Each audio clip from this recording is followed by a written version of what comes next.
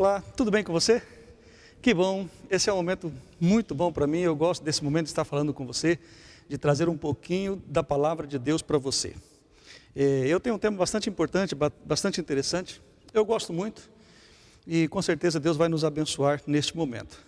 Obrigado pela sua audiência, obrigado por você estar aqui linkado, obrigado porque você está procurando algo na palavra de Deus. E como você já sabe, nós vamos abrir a Bíblia, vamos abrir a palavra de Deus, então nós vamos orar para que Deus possa nos abençoar, nos iluminar e nos ajudar a entender o tema de hoje, que é muito, muito importante. Vamos orar a Deus nesse momento então. Senhor nosso Deus e nosso querido Pai, nós te louvamos pelo privilégio que o Senhor nos dá de neste momento podermos estudar a Tua palavra. Por favor, que o Senhor nos abençoe com o Teu Espírito Santo e que possamos entender para que possamos tomar as nossas decisões ao Teu lado. Abençoe cada filhinho, cada filhinha do Senhor que neste momento para ouvir a Tua palavra. Abençoe a sua vida, a vida da sua família, queira supri-los físico, material e espiritualmente. Obrigado por nos atender, por nos responder, porque oramos em nome de Jesus. Amém. Ok, muito bem.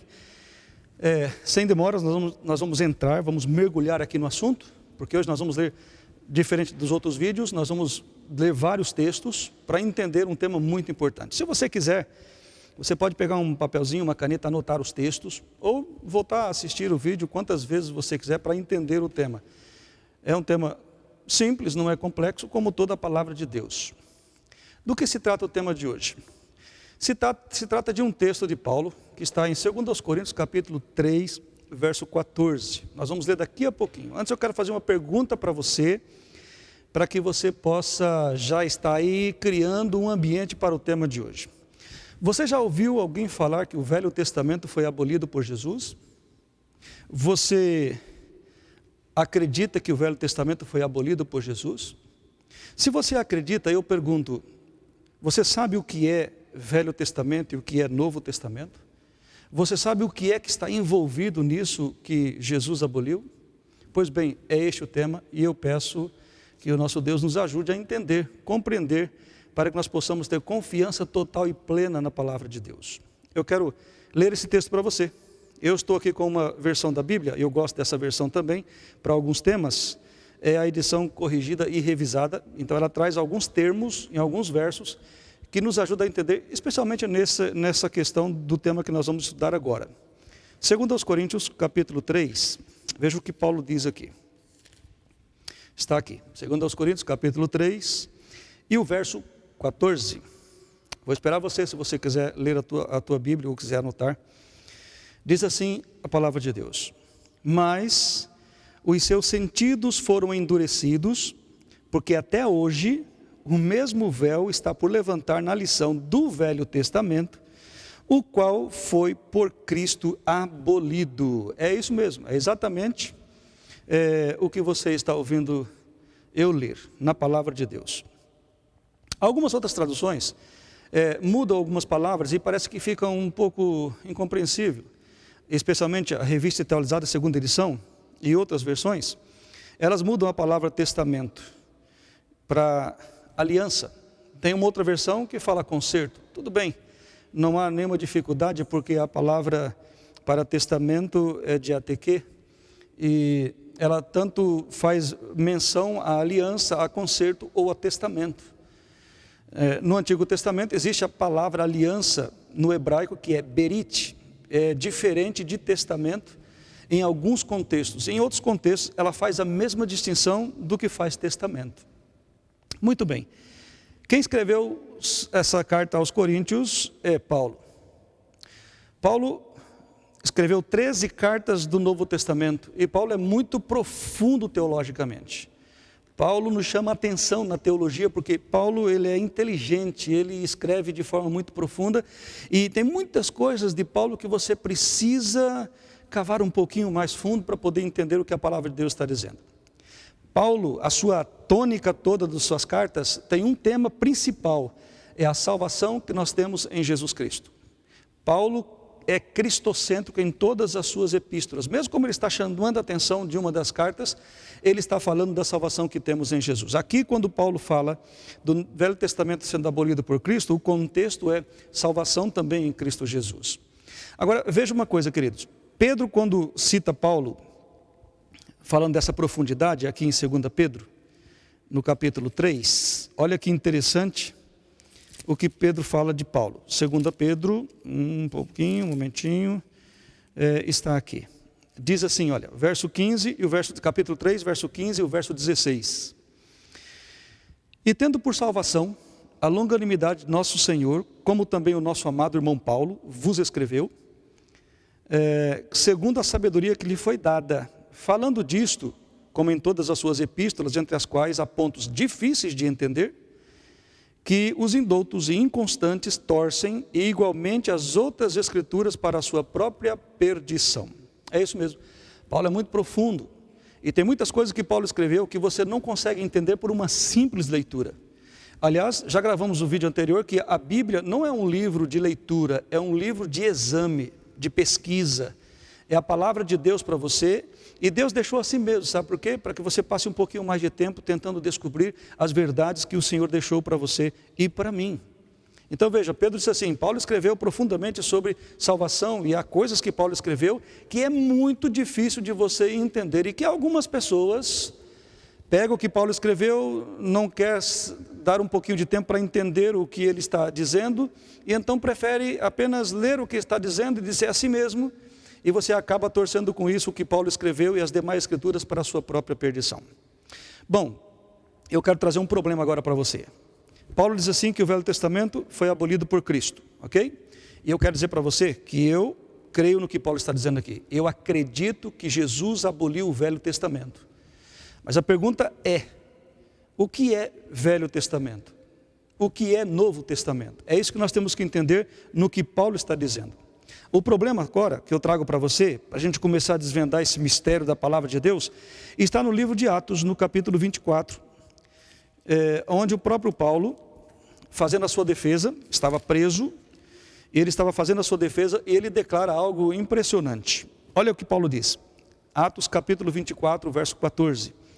Mas confesso-te isto, diz Paulo, que conforme aquele caminho que chamam seita, assim sirva ao Deus de nossos pais, crendo tudo quanto está escrito na lei e nos profetas. Bom, você sabe que a lei e os profetas estão aqui numa parte da Bíblia que chamamos de Antigo Testamento, e a lei em toda a sua enormidade, ela está aqui também de Gênesis a Malaquias, aqui naquele grupo de livros que chamamos de Antigo Testamento. Opa, parece uma contradição, não é verdade? Parece que Paulo está se contradizendo, porque lá ele diz que Cristo aboliu o Velho Testamento, e aqui Paulo está dizendo que ele crê no Velho Testamento. E Paulo está escrevendo depois de Jesus. Veja, como entender essa aparente contradição? O que a Bíblia pode nos ajudar a entender disso que está acontecendo aqui, desses textos que nós estamos lendo? A Bíblia fala de 2 testamentos, e isso é verdade. A Bíblia fala do Velho e do Novo Testamento. E nós vamos então discutir sobre o que é testamento na Bíblia, segundo a palavra de Deus. Vamos entender primeiro o que significa a palavra testamento. Eu fui no dicionário, que isso é importante para você estudar a Bíblia, pegar tudo que você puder, e eu busquei a palavra testamento em si. E o dicionário diz o seguinte, que testamento é uma doação que se faz em vida, mas que só tem validade, ou seja, só é ratificado depois da morte do testador. Não é interessante isso? Veja, o seu pai te deixa uma herança. Então ele disse, eu vou fazer a minha herança, e ele vai no cartório e registra essa herança. Você vai ficar com a casa, o filho vai ficar com outra casa, o outro filho vai ficar com o dinheiro, o outro filho vai ficar... Bom, faz a herança. E você está constando como alguém que vai ficar com parte da herança. Seu pai vai lá no cartório, ele assina o documento e fica ali dizendo que o testamento está daquela forma e dividir os seus bens para os seus filhos. E uma vez que o seu pai foi lá no cartório e ele então registrou, agora você chega para o seu pai e diz assim, bom, muito bem, agora eu quero a casa que é minha, que está no testamento. Você pode fazer isso? Não, não pode. Sabe por quê? Porque um testamento só tem validade quando o testador morre. Você só vai poder dizer que os bens que seu pai deixou como testamento para você é seu, quando ele morrer. Antes disso não, antes disso continua sendo dele. Conseguiu entender? E o que é que Paulo diz sobre isso? Será que a Bíblia também nos ajuda a entender que testamento significa isso. Vamos lá em Hebreus. Muitas pessoas têm dúvidas com relação à autoria do livro de Hebreus. Eu quero dizer para vocês que eu acredito que Paulo escreveu esse livro por causa da sua profundidade teológica. Então, veja o que diz a palavra de Deus aqui. Paulo escrevendo, Hebreus 9, verso 16 e o verso 17. Porque onde há testamento, é necessário que intervenha a morte do testador. Por isso, um testamento tem força onde houver morte. Ou terá ele algum valor enquanto vive o testador? Paulo faz esta pergunta. Então, Paulo confirma aquilo que realmente é a realidade. Um testamento só tem validade quando existe morte. Se não existir morte, não há validade do testamento. O testamento dá autorização para a pessoa que recebe a sua herança tomar posse dela quando o testador morre. Se é então que tem que haver morte para que um testamento tenha validade, eu pergunto, Paulo está falando que o testamento foi abolido por Cristo, o antigo, muito bem, então eu pergunto, no caso de Novo Testamento, quem é que morreu? Para que o testamento pudesse ter validade e se tornar um Novo Testamento. Olha o verso 15, de Hebreus capítulo 9. Por isso, é mediador de um novo testamento, para que, intervindo a morte para a remissão das transgressões que havia debaixo do primeiro testamento, os chamados recebam a promessa da herança eterna. Olha, não é legal isso? Veja que esclarecedor. Quem que morreu para ter validade o Novo Testamento? Claro, foi Jesus. Ele morreu para que todos aqueles que têm por herança a vida eterna possam tê-la através da sua morte. Você entende isso? Veja só que interessante, queridos.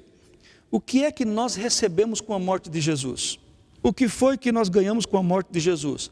A herança. E a herança é o quê? É vida eterna. Quando o ser humano pecou, ele perdeu o direito à vida, o pecado trouxe a morte. E quando o pecado trouxe a morte, imediatamente Deus já tinha estabelecido o seu testamento de vida eterna para os seres humanos. E nós vamos dar um pouquinho mais sobre isso daqui a pouquinho. O verso 15 que nós acabamos de ler diz que Jesus é o mediador desse Novo Testamento. Ao morrer, para que nós pudéssemos ter acesso à salvação. Você percebe que para você doar alguma coisa para alguém, essa coisa tem que ser sua. Você não pode pegar um objeto de alguém e doar para alguém. Você tem que ter comprado, tem que fazer parte de sua posse, para você deixar algo para alguém. Essa coisa tem que ser sua, tem que estar no seu nome.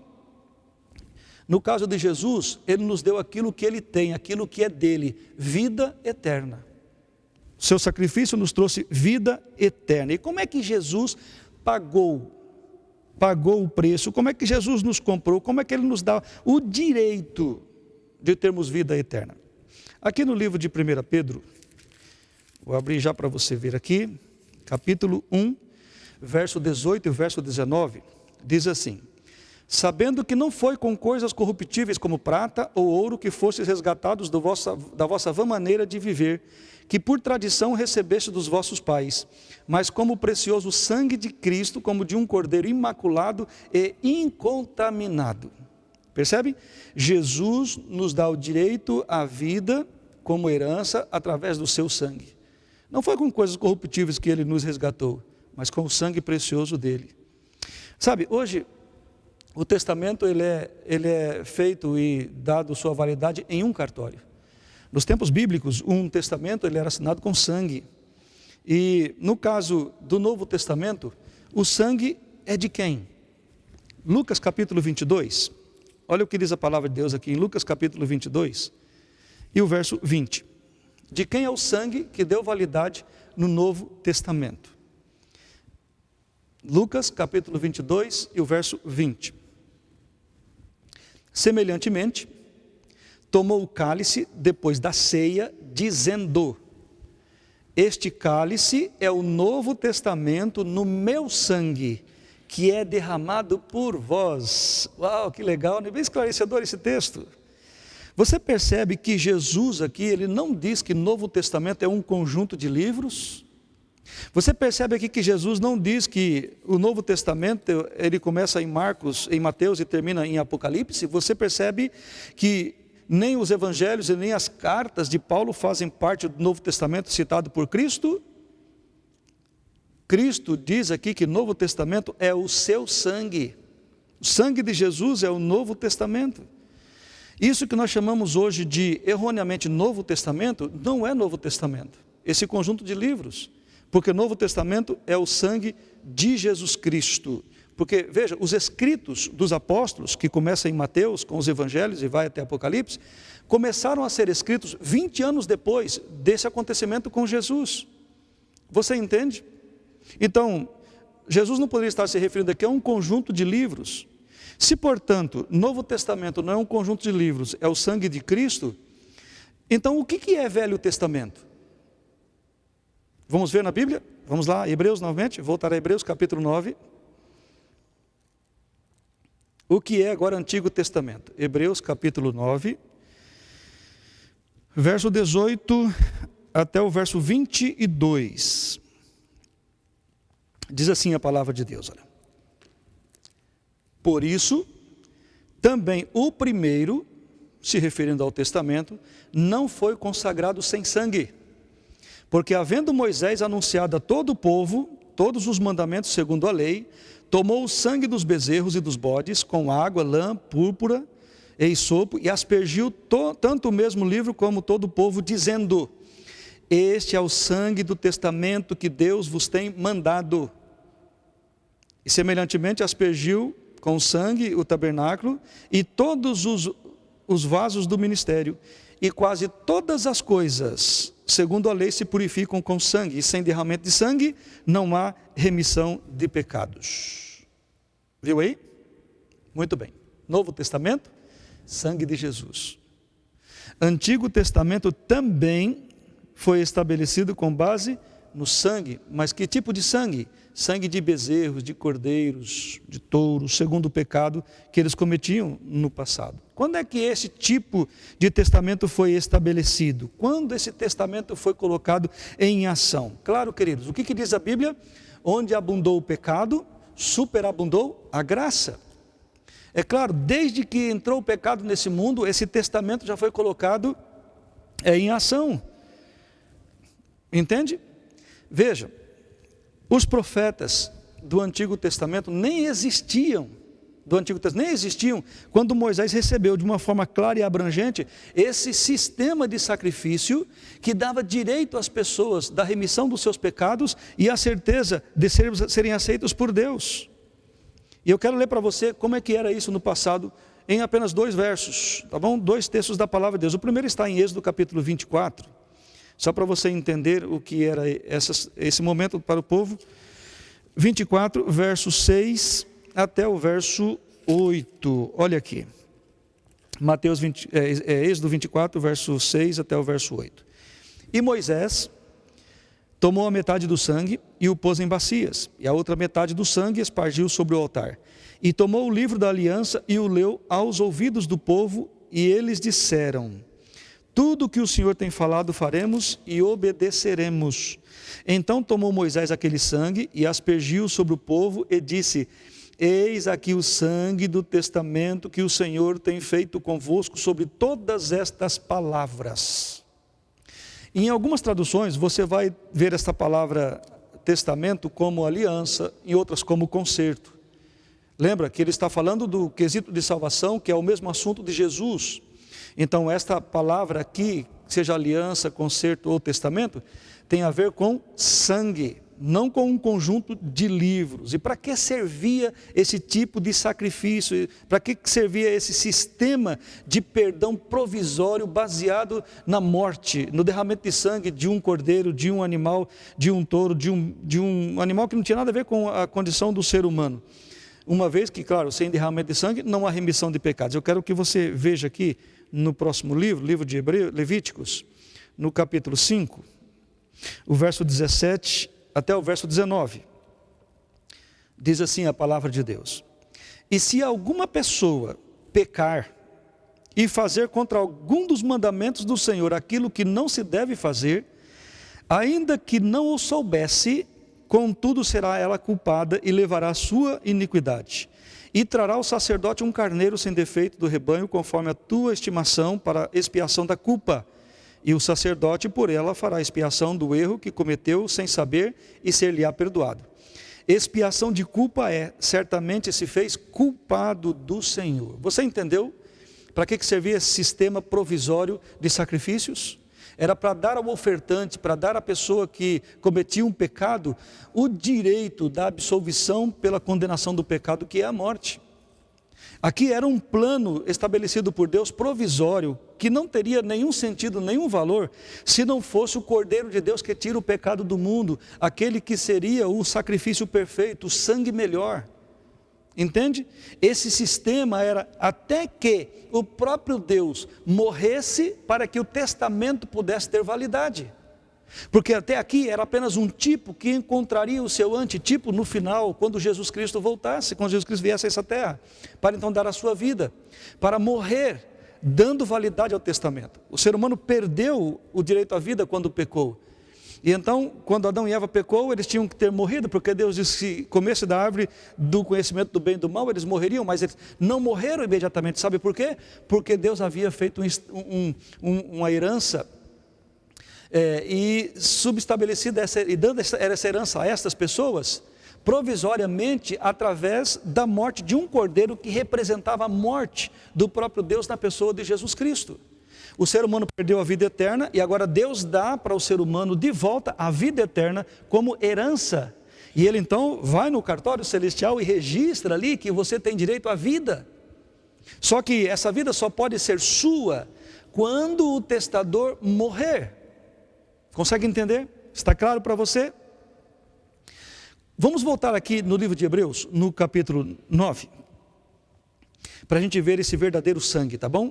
O verdadeiro sangue. Aqui, Hebreus capítulo 9, o verso 9, e vamos repetir o verso 15, do 9 em diante, para você entender isso bem, de forma bem clara. Diz assim a palavra de Deus: que é uma alegoria para o tempo presente, verso 9, em que se oferecem dons e sacrifícios, que quanto à consciência não podem aperfeiçoar aquele que faz o serviço,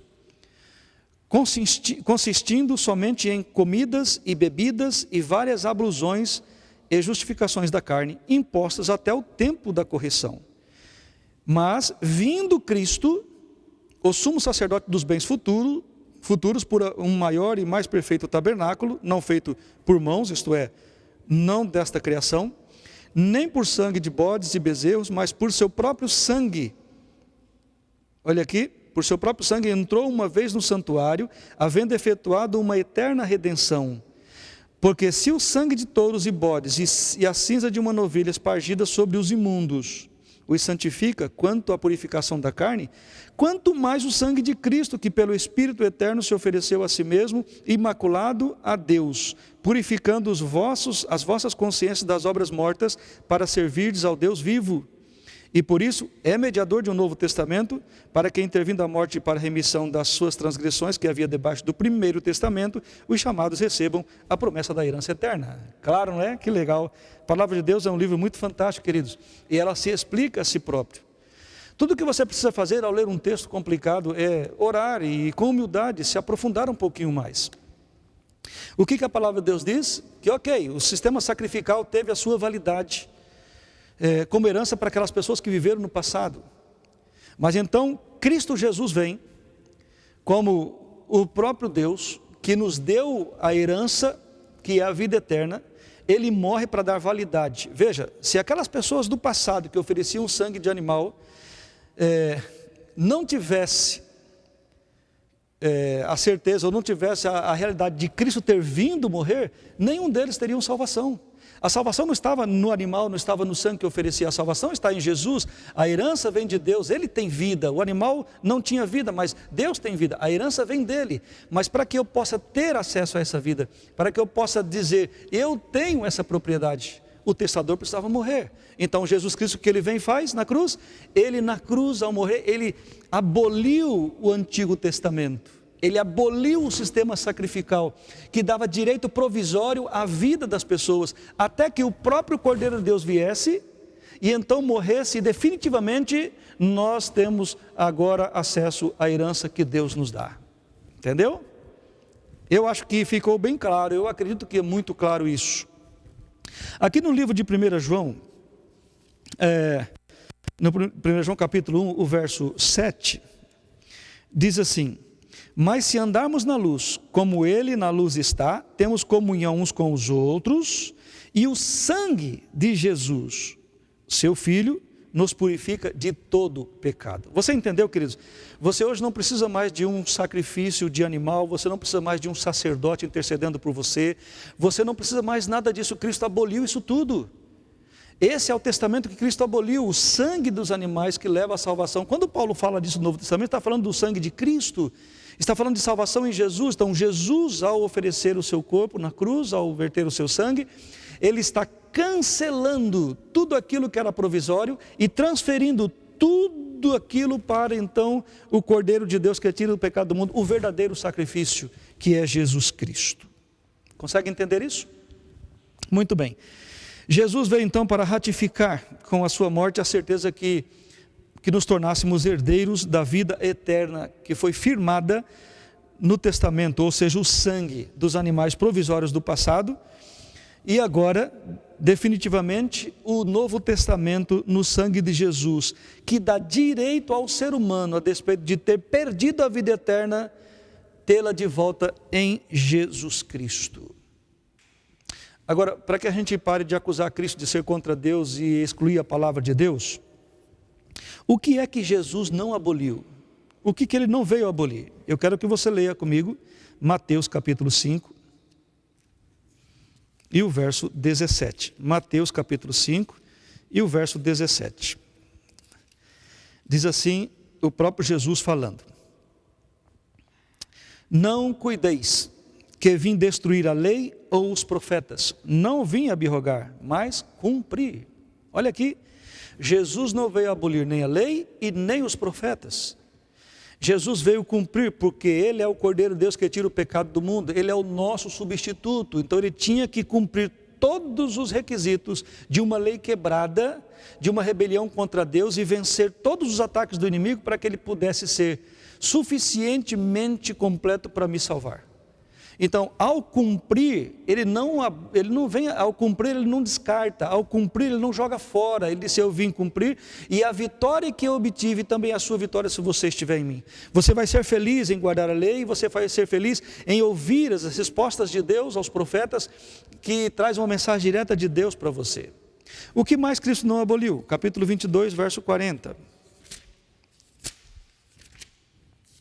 Mateus 22, o verso 40, está aqui, na palavra de Deus. Destes 2 mandamentos depende toda a lei e os profetas. Que 2 mandamentos é esse? Jesus está falando aqui com aquele homem da lei, e então Jesus disse, falando dos 2 mandamentos: amarás o Senhor teu Deus de todo o teu coração, e ao próximo como a ti mesmo. Os 2 mandamentos que ele resume toda a lei e os profetas. Você entende, queridos, isso? E quando você volta em Atos, que nós já lemos, 24:14, você vê ali Paulo dizendo que ele acredita na lei e nos profetas. E quando você vai aqui em 2 Pedro capítulo 1, verso 9, e nós já estamos terminando, capítulo 1, verso 9.